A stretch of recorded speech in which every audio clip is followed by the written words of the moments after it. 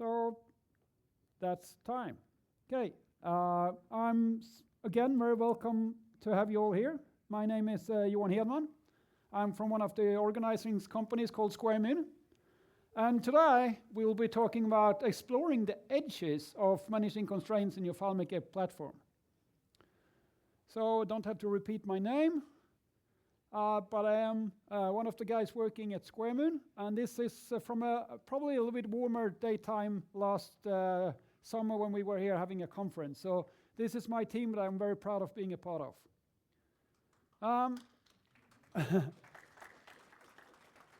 Also, a long time ago when we attended a conference in US, we were able to get this t-shirt.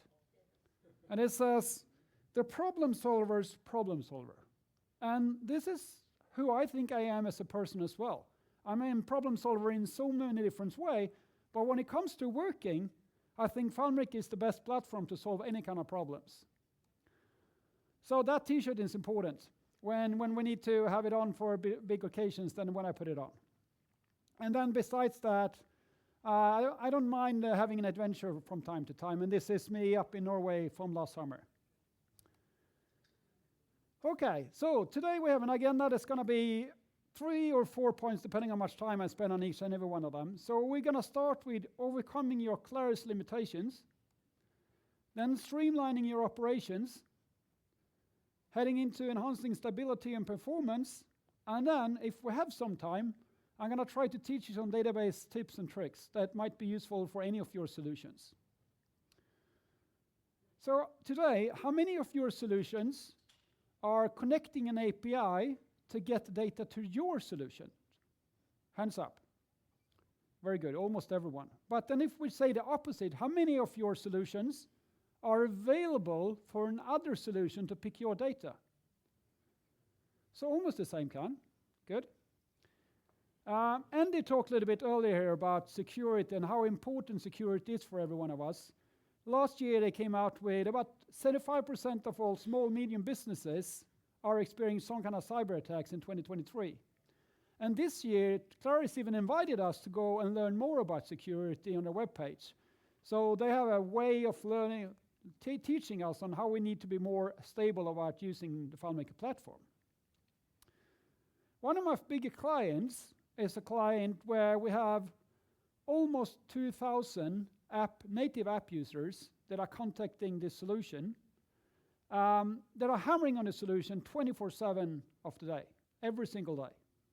That's to get jobs where they can make money. So the more they are hammering on down, the easier it will be to find new jobs where they can earn some money. So this guy here, the Japanese guy, is playing Pokemon. That might be me here when I retire, having all these devices. But this is more or less how it is for the solution I'm building on, because we have so many devices that are connecting that solution at the same time.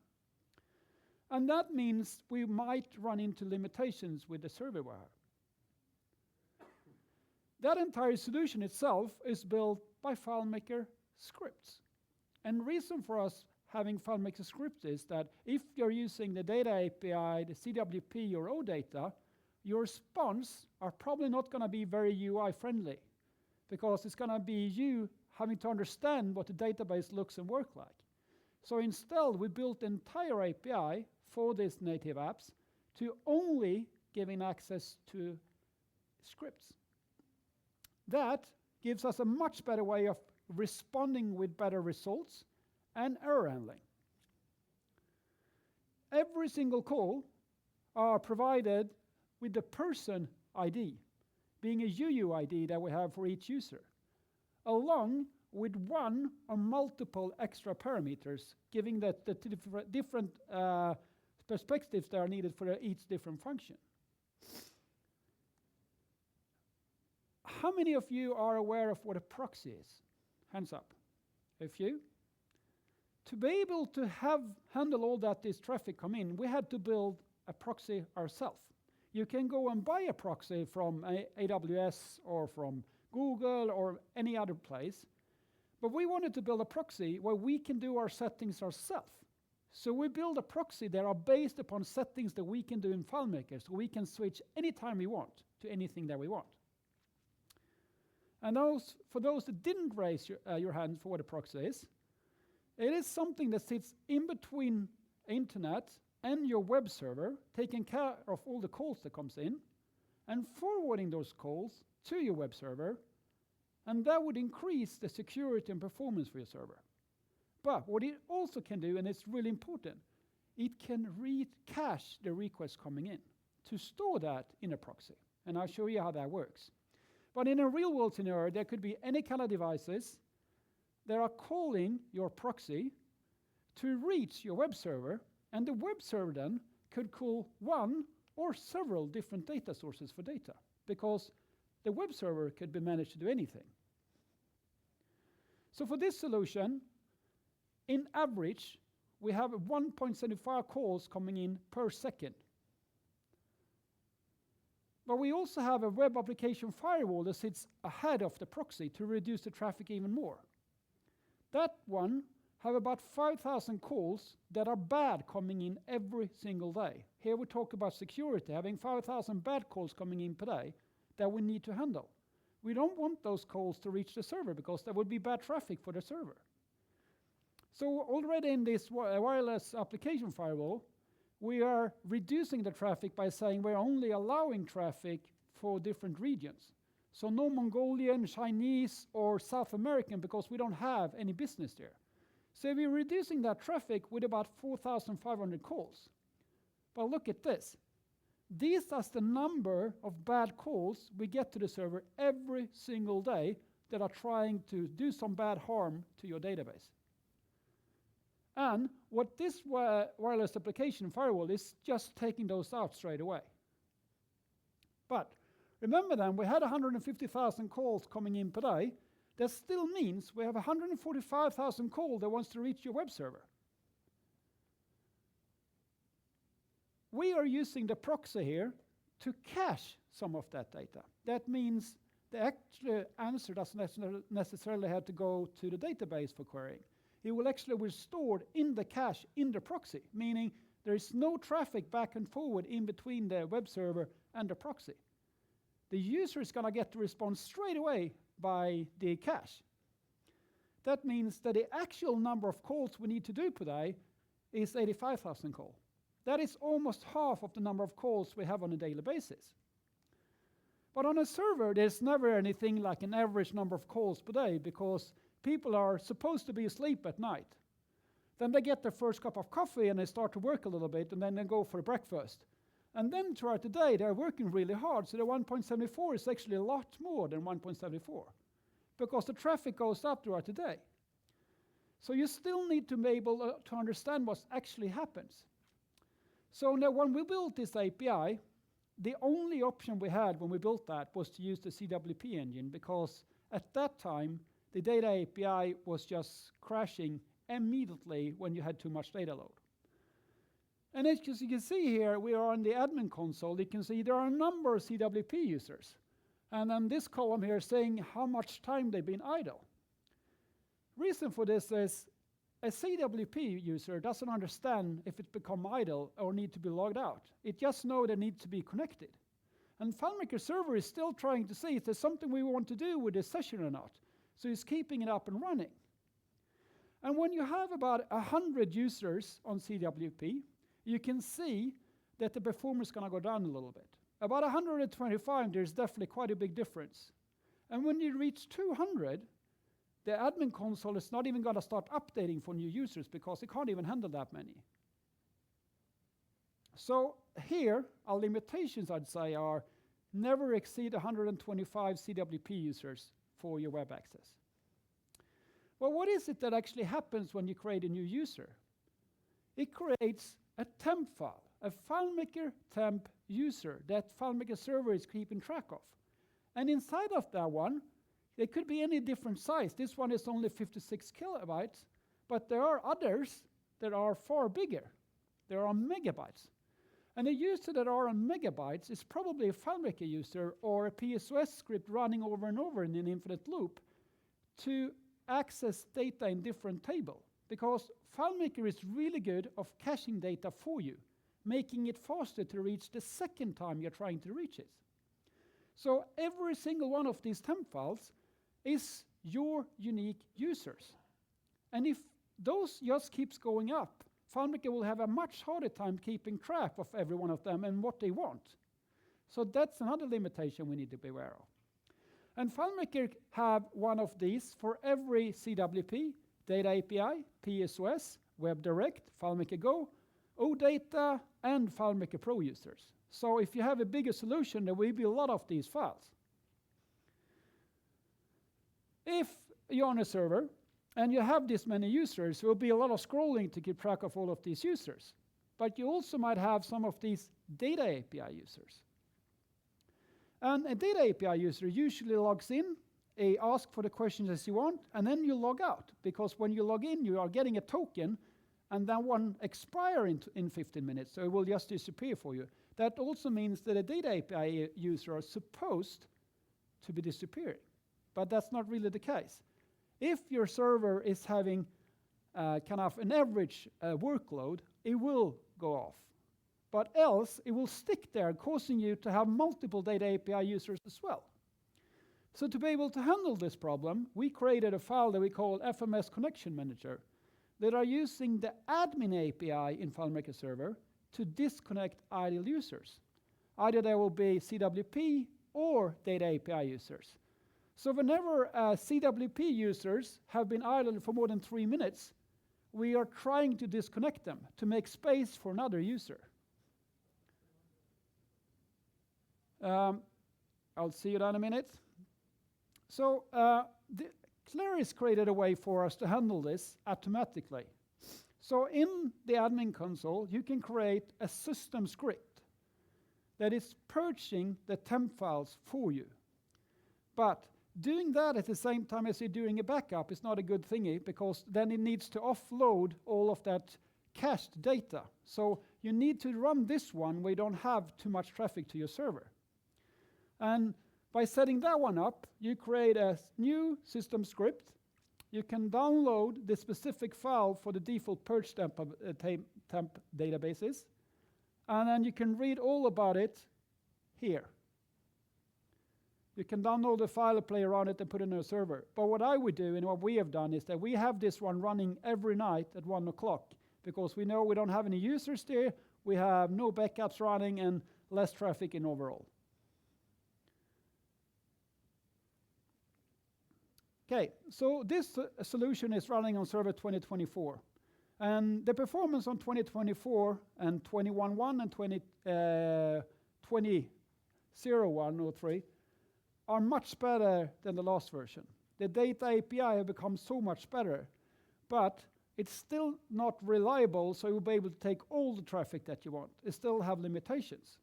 So we are still relying on the old custom web publishing engine using REST.fm. So these are the two ways for us to reach the API that we built for this solution. So the proxy are storing cache. That means that the cached answer comes back to user 98% faster than calling the database for the information. That gives you happier users. But mostly, the FileMaker server have other resources available for other purposes, so you can actually use it for other things. That means you have better performances of other kinds of services as your FileMaker users, WebDirect, or any other kind of service. On top of this, the proxy also have a pool, because the Data API as it's constructed today can handle multiple requests for that same token. Every single user that are using the Data API logs in, gets a token, and then makes it calls towards your database. It could be a call for request data, it could be updating data, or it could run a script. And each and one of those active tokens can have up to 20-25 calls in maximum before the Data API service starts behaving badly. In web traffic, bad traffic usually is that it's some kind of a timeout.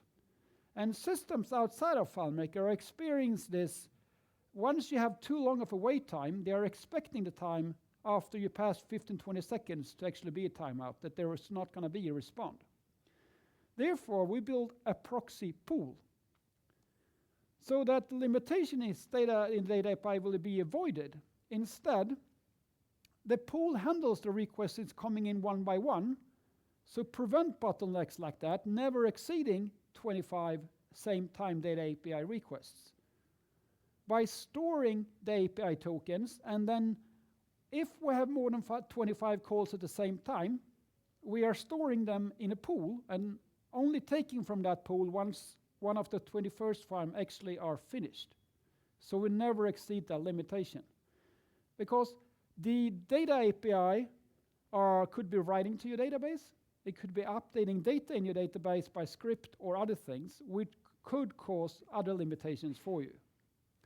So I told you earlier there that we created a proxy that will be administrated in FileMaker, which means every function that you have on the left side here had some kind of a parameter coming in that we can say we should have a timeout for this specific function to be in 30 seconds. Meaning we are storing the answer for every user that are calling that function for 30 seconds. And if same person were to call that same function again within those 30 seconds, we're going to send back the cached answer, 98% faster. And directly in the solution, we can pick if it's going to be running on the data API or REST-FM, but we also built a function to check which one is the fastest. Because different functions in the scripts are running different fast, if we say so we can choose to run both of them at the same time to see the timings and see if the data API is going to be the fastest or the REST-FM with calling CWP. This gives us a chance to enhance the solution for every single functions that we have on the side. These are the different engines that we have in our server today. And you should not forget that we have another source for web traffic calling OData. And there will be other sessions throughout this conference where Fabrice and Johan will talk more about OData. So I'm not going to go down that letter right now. But OData could also help you out leverage your workload from traffic coming from the outside. Okay, so what did this proxy solve for us? We got a lot of less traffic coming into the server. And we could control the traffic coming in a much better way, so we didn't get all of this bad traffic hitting our server every single day. And therefore, even our FileMaker Pro users could say that they experienced that the database solution or the solution was faster for them. That was the first part. Running into the second one. So streamlining operations. How many of you are aware of a script queue is? Hands up. A few? How many currently have a script queue running in your solutions? Very few. Okay, good. Maybe I can teach you a few things. So the script engine have limitations. Already here in the session we had earlier here, we were told there were limitations on how many things can be run at the same time. When we got PSOS, a lot of us were trying to use PSOS everywhere. And then the solution was just starting to go slower when we were expected to go a lot faster. But that's not the case. The script engine can only do a certain amount of traffic at the same time. So sometimes it's very important to understand what you can use for the script engine. So we have the PSOS that you can run, but not only that, you can have schedule script running at the same time, plus everything the FileMaker users are using. And then remember, we had just built an API, they're also using scripts. So the data API and data API engine can also use scripts. So you need to be aware there are a lot of ways to trigger scripts. So the bottlenecks are really hard to measure here. Maybe Hansa can give us a deeper understanding on where the bottlenecks are. But what's important to understand here, you can't run too many scripts at the same time towards the same table, because you will run into problems. So why we should have a script queue is we'd like to have a more orderly execution and prioritization of our scripts. We'd like to use our resources better so we can leverage the workload much better depending on what kind of traffic you want to have. You definitely want to enhance your error handling so you don't run into problems while running scripts. And with a script queue, you're able to do that simultaneously with really good retry logic. With a script queue, you can log and monitoring anything that's happening. Yeah, of course, we can look in FileMaker's own logs, but they aren't really UI friendly. It's going to take you quite some time finding where the error actually are. And you can automate and have an efficiency in much better way. So when it comes to order and execution and prioritizations, you can ensure that each script runs in the right order. You can use prioritize to prioritize another script to run in the way that you want it to. And then it will keep on running until you say to stop, because you can choose if you want to have it stopped in the middle of the night or wherever you want it to. So since the database have limitation, your script engine have that limitation, you don't want to have too many heavy scripts running at the same time, because that will cause you a bottleneck. So with having queues like, say for example, you have a bunch of these unstored calculations that we all build for different purposes. And then we have users who like to search on those fields, and we know what happened to FileMaker. That is going into the spinning wheel or the coffee cup, and you wait, and you're waiting, and you're waiting, and then eventually you might get to a result. But instead of storing data in an unstored calculation, what if you store that one in a numeric field, and you use with static data, where you were triggering things to a queue to set data? Then that field will become indexed, and you can search on it, and the answer will come back directly. So you can, by using a script trigger or triggers, or together with the two, manage bottlenecks like an unstored calculation. For me, this is probably one of the most important part. We have so many places in our solutions where we can cause errors. And reading the error logs is quite strategically time-consuming to find the problems. And here we are able to not only track all the errors, but also retry and see why it caused problem. Because every single one of these script records we created could be retried and triggered and debugged, so we can see what the problem is. So a retry script could be called with some kind of a JSON parameter. Could be called with the table name that we want to check, the fields that we want to check, but of course also with the ID field that we want to check for a specific record. And this is the only thing we would need to call any table in our database. Because if you do it like that, you're able, by just using JSON functions, to grab the table name. And if you have system layouts that I always have in my solutions, where the system layouts consist of the system static name and then the table name, you're able to go to a layout, because that's the information you got from start. With that information, you're then going to the layout, making sure you don't have any errors, and if you do, you're making sure you're saying it. So we find an error, we're stating it. We do an exit script. And then along the line, we're looking for that specific ID. If the ID doesn't exist, they did something wrong entry. Then we go to find mode. We know the table name.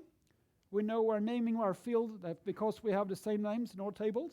And we're searching for that UUID, which means we're probably going to end up finding a record. And if no record exists, again, they entered wrong parameters. And when we then use the open record, we can check if this actually is used by another user to prevent getting a conflict of getting into a record when someone else is trying to modify it. That means also, if you in one script have several different subscripts where you're trying to set data, and one of those tables are locked by a record, you can rerun just that part to set that table by retry logic. And this is 100% dynamic to set data, because what I'm asking for, if I run into an error here, meaning it's not 0 get last error, that we got one kind of error, I'm just picking the parameters that I was sent along, saying create a new script log to run this later on. And I can rerun it again. And it keep going. So this might be too small for you all in the back here, but what's happening here is that I'm looking for the number of fields that I need to check for. And then I'm setting field by name because I got every one of them in the parameter. And I got their values in the parameter. So I can set each and every one of them 100% dynamic and no need for any TOs to be available.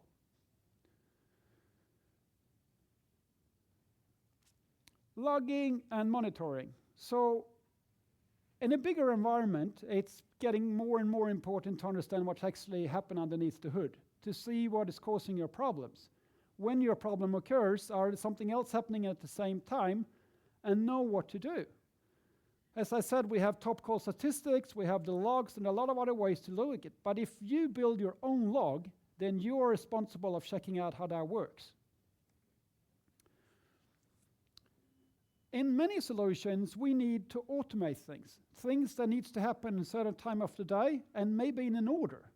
And we used to have a possibility of only doing that, creating scheduled scripts, and setting them to run a certain time of the day or be repeated every 5 minutes or so. But with a script queue, you can trigger that one from any place you want. And it can create multiple records to run on a specific time of the day, of the week, of the month. You can decide that on yourself. So I'm going to show you a real-world example on how a script queue would work for you. This is just a regular FileMaker table where there are a few fields. Fields here are, for example, is this low priority? So we don't need to prioritize that one running first. Is it actually running right now? Is it processed and finished, meaning we can skip that one? We don't need to find for this record anymore. What's the time when it started? And here we're storing it in milliseconds, so we can figure out how long this took before you started or created a record until actually what triggered to start. What was the script that we wanted to run? With what kind of parameters did we want to send along? And then, of course, we always send back a result so we know what happened. It could be more detailed on this, but it should give you some kind of information of what it was. Then, when was this triggered to start, and how long did it take? So we know where our bottlenecks are. So if you look further down here in red, I'd use conditional formatting to highlight this for you. This took a very long time to run. This is in milliseconds, so this is actually 15 seconds to run. So this is a bottleneck that you need to look into. And then once you have the record and the parameters, if there was any, you can just trigger that one with a debugger and see what was it causing the problem, because it will find that specific record and search and see what kind of things that caused the problem. So when you set up a scheduled script to run, it could hold a multiple script that you want to run within that scheduled script. And some of those you probably don't want to run in test or UAT. Some you want to only run in production. For example, you don't want to send out a text message to your customer saying thanks for the order, because that's not relevant in test, but definitely in production. So you're triggering records to be handled. And one strength thing here in this view is that we are using the unique ID of the script. And as you can see up in the corner there, it says 429.613, and that's the custom function that we're using to get to that information. And how do we get that number? That's the unique indexed ID that FileMaker is storing for each script name. And by using the MBS plugin, we're able to use only storing that one. Because if some really bad programmer went in and changed the name of the script, then the script queue wouldn't work because it's not having the right name. By doing this, grabbing only the ID, we are able to get the name at the time when it needs to run. Then we are always sending off this parameter, where we say what's the script, which will get the name of the script, what kind of parameters we want to send along, when do we want it to start. And that doesn't necessarily have to be right now, which is this. It could be 3 hours from now, it could be 5 hours from now, it could be any time you want. And then wait for completion. If there is a big bad loop that's going to crash your solution, you can say, we want a timeout to be after a certain amount of time. So we can set it here as well and handle it that way. And then always finish the script that you're running with a result. Always use exit script. So you know what happened when you trigger that one. So how would that look like in a schedule script? Every day, we have it running from 2 a.m. to 11 o'clock in the evening. And we have it repeat to run every minute. Because for some reason, if your schedule script were to go down, meaning you have the script engine going down or anything, we have subx triggering script engine to be restarted, and then it will trigger going on from start again. We don't have to do any manual process in it. It will just trigger off. And if a scheduled script is running and you're trying to trigger it again, it won't start a second instance. It will only say, okay, it's already running, and then we'll just keep running. So this is what it will look like. It goes into the record. It looks for if it's not used by anyone else. It sets the milliseconds of when it's running and its timestamp, milliseconds, and it's is running to 1. So we would know which script it's running on right now. Then we are running the script by name, because we set the name in the table and with the parameters that we had coming along. Then we go back to the layout, grabbing the result that we had from that script and setting it to be processed, and it's not running anymore. And if we had any errors, we're storing those errors and setting the milliseconds to stop to count how long it took. This is how we do every single record there. To keep track of and monitoring the logging and always know what's happening in the script queue. Okay, so once everything is finished, hopefully you will have a green colored thingy here and not too many red ones, but you will have a really good response coming back to saying what happened running this script with these parameters. So what did this help us with? So we get rid of a whole bunch of these coffee cups coming up for users, because they are triggering script in most of your solutions, and this one is just running in the background, not using the same logic if you can, because nothing is running at the same time, because the queue is taken one by one. So there's less traffic happening in at the same time.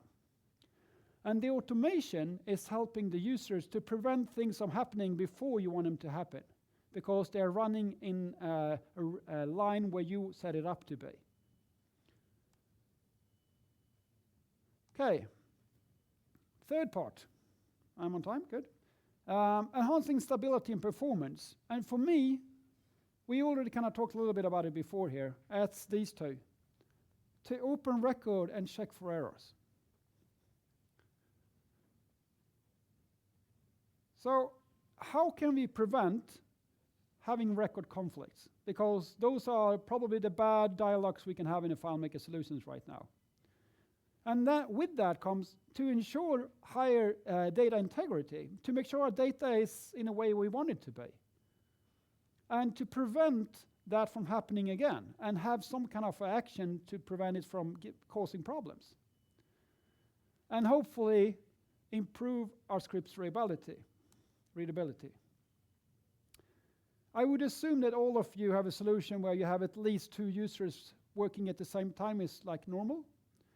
And any multi-user environment, the open record should be the first step you do when you want to change anything in any script that you have.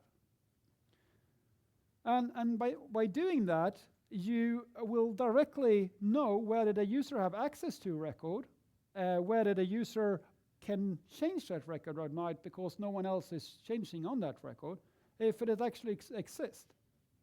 And this should reduce the number of data integrities you might have on your solution. So when you're opening up the record using the open record script step, and then after that using the get last error, there could be a number of different errors. But as long as you have equals to 0, meaning it's no problem, then you can smoothly continue with your script. There are other ways of handling this one. I know Vince Bonanno use global fields, and then you go off and then you do all your changes and then you submit your changes coming back. And then there are other techniques where you work on your data locally, so you make sure you don't have anything working for anyone else at the same time with flags. And then of course you can always also use transactions. So transactions was available for us 2 versions ago. And transactions became even better now with 21.1, where you have a possibility of tracking if something went bad in a subscript and handle that one separately. But when you're using transaction, you need to understand how it really works to handle it in a good way. Otherwise, you might just cause more problem for your solution. So I urge you to look into how transaction works, and there have been other presentations where we go more deeply into how transactions, but that's not where I'm going to go today. So I don't want my users to have a bad experience of another user causing problem for them. But also, there are other resources that want to change your data at the same time as a normal FileMaker Go or WebDirect or Pro users. They could be OData, it could be the Data API or CWP. All of them could be running and trying to change the data that you want to change. If I'm a FileMaker Pro user, so I go into a layout for an order and I want to change the order date, it could be that we have a schedule scripter running through that script and changing the time of when it's supposed to happen at the same time, which means it's actually locking the record. When we are in FileMaker or Go or WebDirect, we can handle that in a good manner if we prevent it from happening without the dialogues.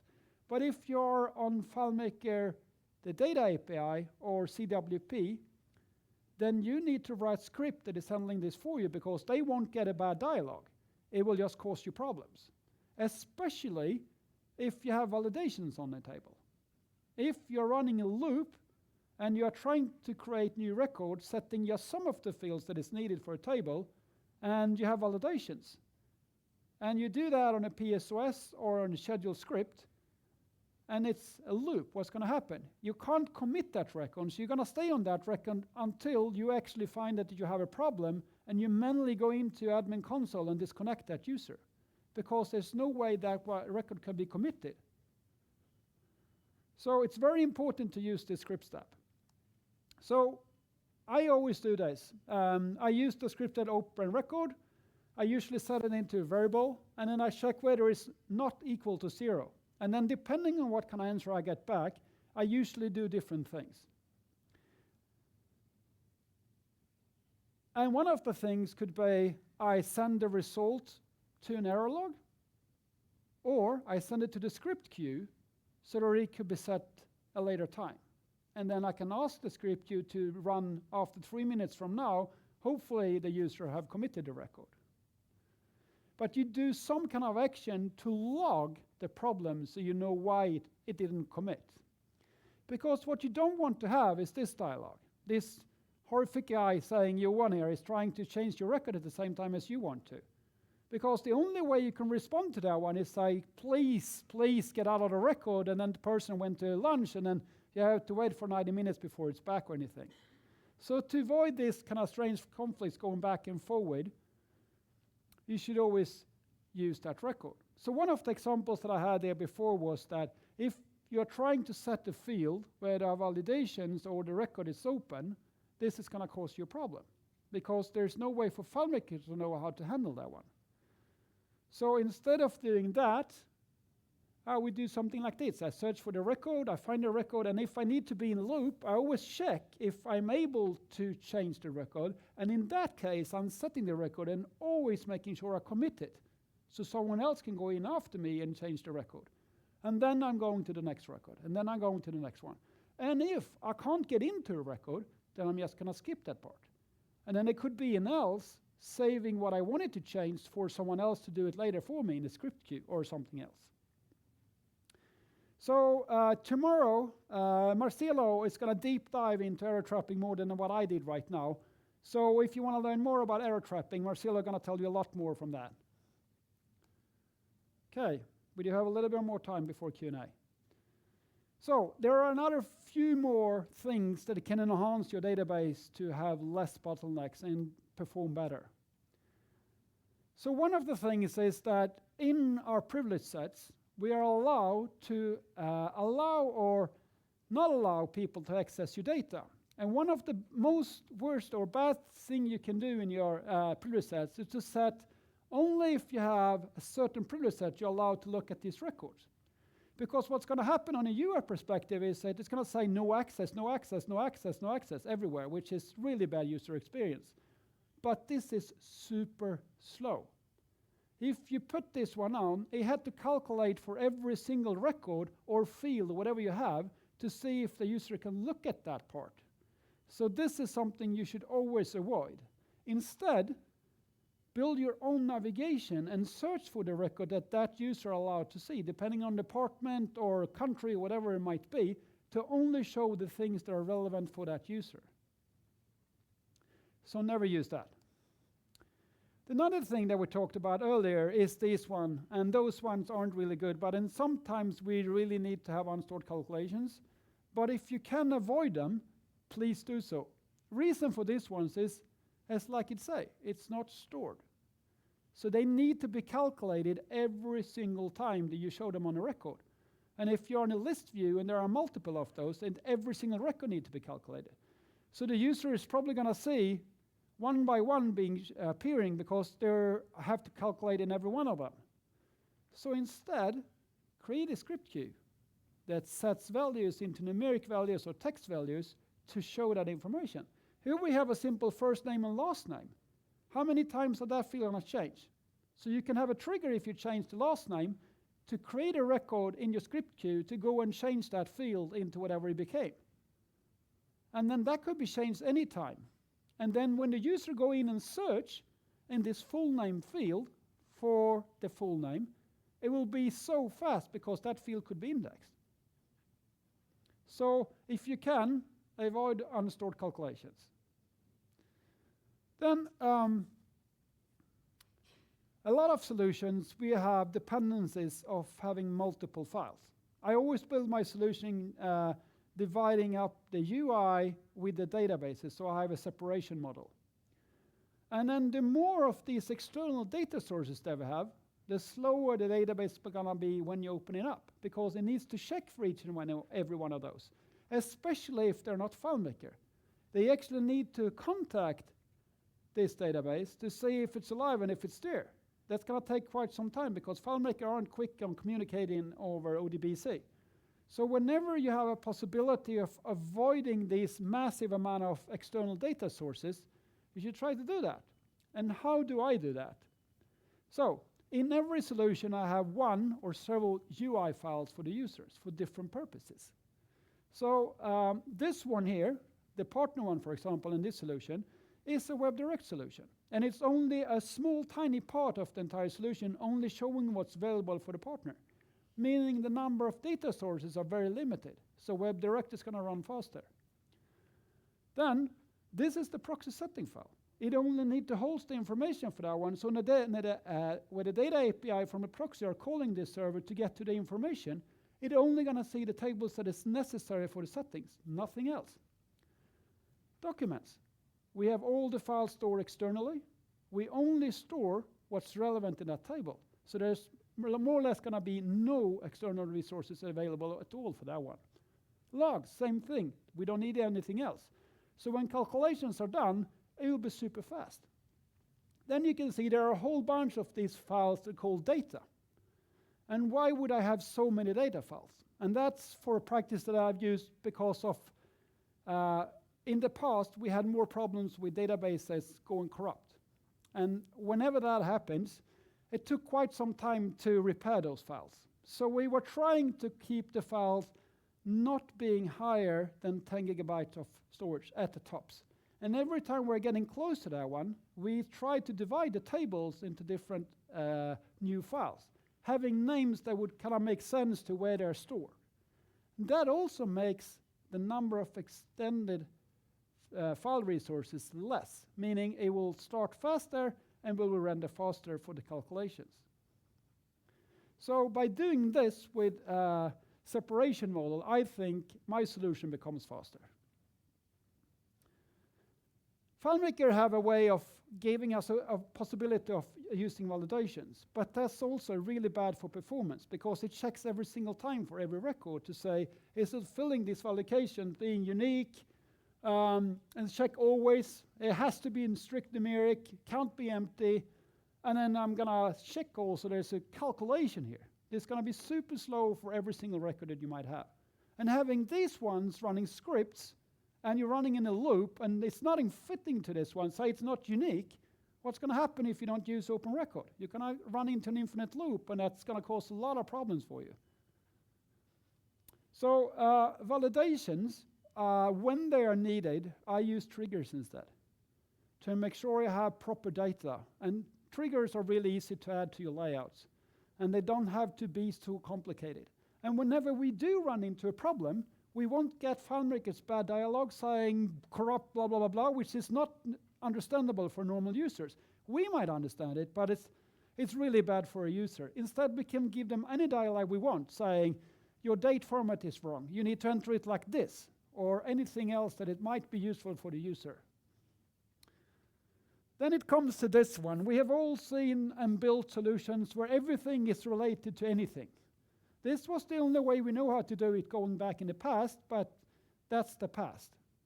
We all build solutions where it could look something like this, maybe even a little bit worse, or even worse than that. But I mean, this is the past. We know we can do better. This caused every single time somewhere was searching on the one in the middle there, it had to check all the relationships everywhere to see if there was something that needed to update. That's how it's going to take a lot more time to do just a simple search, even if the fields was indexed, because they need to check to see if anything else is going to be affected there. So what I do instead is that I use Ankerboi. So I have one table where I'm stationing my users. I only use 2 or a maximum 3 steps away of data that I show on the layout. And since this is from the UI file, has nothing to do with the calculation that I'm using in the separate data file. That means there are less relationships I had to check every time it goes to this table. That's going to make the database appear a lot faster for you. And then naming convention we could talk to for hours, but let's skip that one for now. Yes. Then someone showed me this table last a few weeks ago. This survival table is not going to survive any longer because have everyone seen more fields than that before? No? And then don't you think that these two kind of match up pretty good? Yeah, so it's kind of funny that you can still do this. The limitations of FileMaker are too good because since you can do this. But how could you actually keep track of all of these fields? It would be impossible. Think about creating a record in this table. That will take like 3 minutes to create a record. All the calculation that's going to be there. It can't survive. So here, I'm trying to stick to not having more than 100 fields in my tables. So one really good example here is that in an order table, you're probably going to have the customer's address, the delivery address, and maybe like an invoice address. Those fields doesn't necessarily have to be in the order table. It could be in a related table calling address. And then the customer can have multiple addresses where you choose which one you want to. And instead of having them written 3 times, it's just one relationship to one record because it's the same address. In that way, you could have a lot less fields in the same table, making that table works faster for you. Many years back, I had a presentation at the DevCon in the USA. And at that time, we had a tool in Firefox, the web browser, where we were able to look at WebDirect. It's called 3D. This is a list view of FileMaker WebDirect and all the layers that WebDirect have to render to show you the data. Everything up to this first red square is just different layers that you can do nothing about. Nothing. And then these ones are the ones that, if I understand correctly, keeping track of if you actually have access right to this one. So they're 4 layers only for the access rights to the record.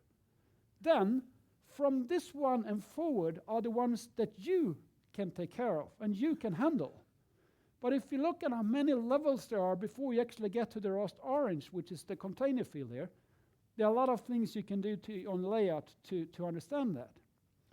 And to give you a little bit of better understanding on how you can handle this, on every single file, there's a default theme that you address to layout, whereas you can save some things into that layout. They're going to affect that layout only. And then you can save those things into the layout, meaning they can be taking effect from other parts of your layouts. And then we have those bad local formatted things where you do a thing that you change to one object on your layout only, that you have on multiple places instead of saving it to themes, so it will render much faster. Because FileMaker actually is a little bit like a CSS, and the less CSS you have, a faster layout will load. And then on top of that one, the green one should be pointing in, flashing in red instead, is the conditional formatting. And so, why am I showing you this? Because if we go back here and you look at this one, Here we have conditional formatting, highlighting things because I asked you to give you all these extra layers. We don't want to have all these extra layers. We want to have as few layers as possible to render things fast, especially if we're on WebDirect. So think about this one whenever you are programming your layouts to try to get your themes to optimize as possible. And one of the worst things you can do is using this thing here. I don't even know why it exists anymore. Because every single time you use the format painter, it's going to give you a local object for every single object you're pointing it to. That means it's going to render really slow. And even though it looks the same, it's a unique local object for every single one. So don't use that tool.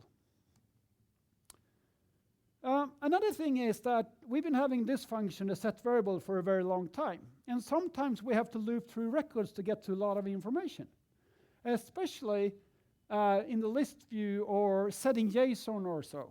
But the set variable is becoming slow after just a few records what you are trying to add.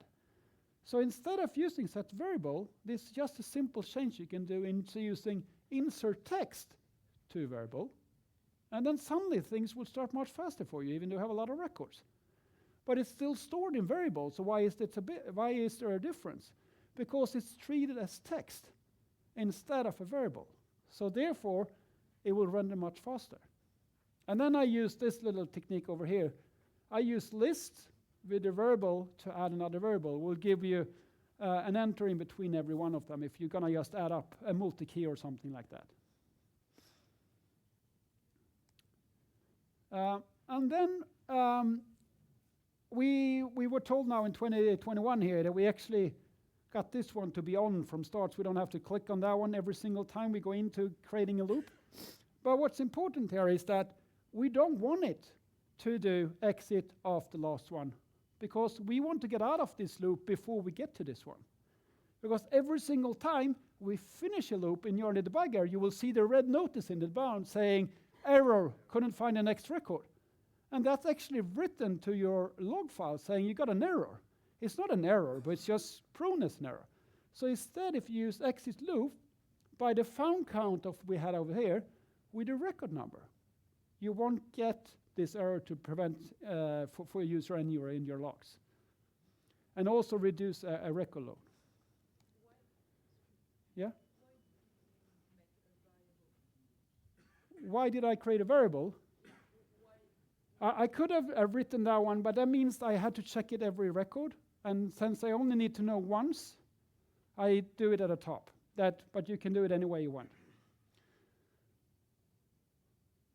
Okay.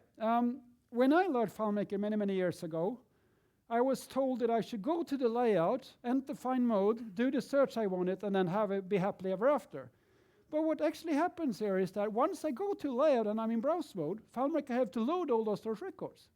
This is just, didn't think about it, but that's just how it is. And you're on the list view, there's a lot of records you need to load. There might be unstored calculations you need to load. So it's going to take quite some time. What if you have a static summary field that needs to summarize all the records here on the layout? It's going to take some time. And here you can save a lot of time by instead going into find mode first, because then there are no records to load, and then go to your layout. Do the search and the perform and find. And every script that you have this in, it's going to come faster. I do have a lot of these system layouts in my files where I create records to not be on the UI layout where there might be a lot of relationships and portals and other things that needs to be aware of and changed. Instead, I have table views where I use the freeze window before I go to that layout and add a record. And then when I come back, the record is going to be there, but it's going to be rendering a lot faster. So a simple thing, create a layout with the same TO as you had before, go to that layout, create the record, do whatever needs to be done, commit the record, go back to the layout for the user, and it will be faster for you to render. Okay, 5 minutes. That brings me to the end. Q&A. Do we have any questions? Yes, please. Going back to your script queue. Yeah. How do you take care of the queue being running out of, or actually not keeping up with taking care of the queue? I mean, the queue could be longer and longer and longer, right? Yeah, so the question is there, if you have a lot of records in the queue and you don't know if they're going to be triggering off. So you saw I had one schedule script that I showed you that I was triggering off. You can have multiple of those taking records out of that one. Oh, yeah. So there's no infinite things. You can have as many as you want. Just go ahead, take a record, say you're working on it, and then we're finished, leave it. And then you can have multiple script engines running at the same time. And then what I didn't tell you about the script queue is that one of these temp files that we talked about, the FileMaker temp files, they will actually start becoming bigger, and that's good because they've been to that record before, so you're going to load that record a lot faster second time you go to it. So therefore your solution is going to be bigger. So that's why I keep it open running until 11 o'clock in the evening, and I close it and I clear it out and the cache go back, so everything is stored. So throughout the day it's building up cache of records and layers they've been visiting to and comes back up and then shows the record much faster. Philip? I have one little addition to exactly that script queue thingy. We realized a couple of years ago when we are iterating over that script queue for a long time, like 100 iterations, and then stop the script on the script queue and restart another. For the last, say, 40 iterations, the scripts take longer to finish. So we found out that if we cut down from 100 iterations to 20 and restart them quicker after each other, Yeah. we have quicker script completion Yeah. altogether. Yeah, so leverage the workload in the different runners, so they called script queues, like having multiple schedules to run is one way of handling it. Any more questions? Yeah? Yes? Same thing is, so if I'm instead using the list function here by adding up an array of records here, I would just do the same thing. So instead of using set variable, I would always run insert from text, especially when I use JSON, because it's going to always become a big block of text. So the JSON block is going to become slow rather fast. So instead I just use JSON set elements, and then I build an array on top of that one.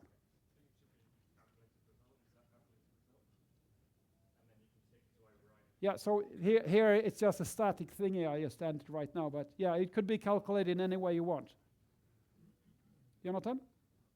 Yes? I just wondered with your script queue idea, I've worked with Johan on that as well, but how do you best preserve security? Presumably that's running with full access privileges or very high access. Yeah, so but you only want to trigger things that you actually want to run there. And if you want to have a subset of data that's not being changed, that will be one of the parameters. So in the parameters, I'm making sure I'm giving them the right kind of information to do what's needed for that specific script. So one of them could be only for privilege set that one, or whatever it might be. So it could be for different purposes. Yeah? Any more questions? Okay. Thank you, everyone.